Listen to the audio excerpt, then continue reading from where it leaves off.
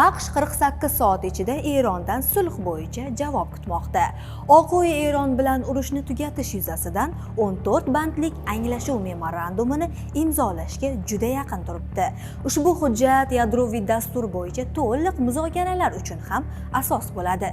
Xususan, AQSh yaqin 48 soat ichida bir nechta asosiy bandlar bo'yicha Erondan javob kutmoqda.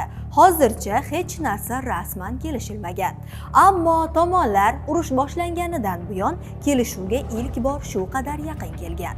Tramp agarda kelishuv rad etilsa, Eronga qarshi hujumlar boshlanishini ham aytgan.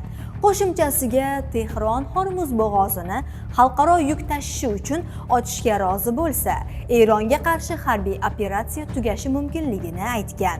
Natijada Epik g'azab operatsiyasi to'xtatiladi va blokada bekor qilinadi.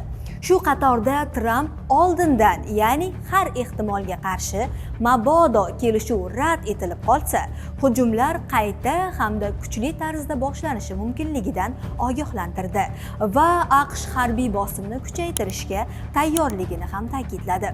Shuni ham aytib o'tish joizki, Donald Tramp ushbu ogohlantirishidan avvalroq AQSh va Eron 14-maygacha kelishuvga erishishi mumkinligini ham aytgandi.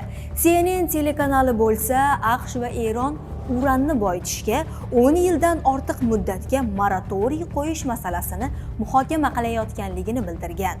Unga ko'ra, harbiy harakatlar yakunlanganini e'lon qilish va asosiy bahsli masalalar, jumladan Eronning yadroviy dasturi bo'yicha 30 kunlik muzokaralar davrini boshlash, Eronga tegishli muzlatilgan aktivlarni blokdan chiqarish va Hormuz bo'g'ozida xavfsizlikni ta'minlash hamda uranni boyitishga 10 yildan ortiq muddatga moratoriy qo'yishni muhokama qilish va boyitilgan uran zaxiralarini Erondan olib chiqib ketishni ma'lum qilmoqda. Hech tinib tinchimayotgan, ko'plab aviazarbalari bilan maqtanayotgan Isroil esa harbiy samolyotlari bilan joriy yilning 6-may kuni Livan janubidagi Kafr Jos shaharchasiga 2 aviazarba berganini bildirmoqda.